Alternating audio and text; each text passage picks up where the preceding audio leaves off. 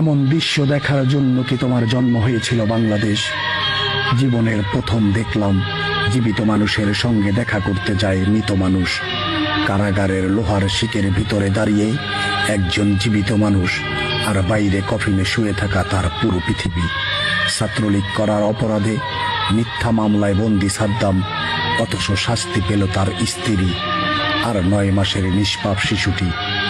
হাজার দুঃখ, অভাব আর অপমান বয়ে নিয়ে সাদ্দামের স্ত্রী যখন মৃত্যুর পথ বেছে নিল, তখন রাষ্ট্র ছিল নীরব, আইন ছিল অন্ধ, মানবতা ছিল নিখোঁজ।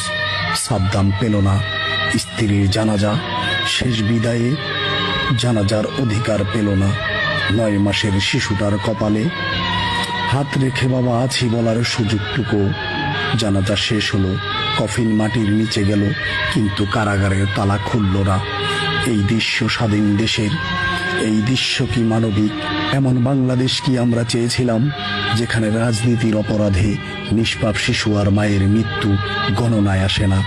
মনে রেখো বাংলাদেশ, এই কান্না নিষ্পাপ একটি ইতিহাসের পাতায় আগুন জ্বলে উঠবেই।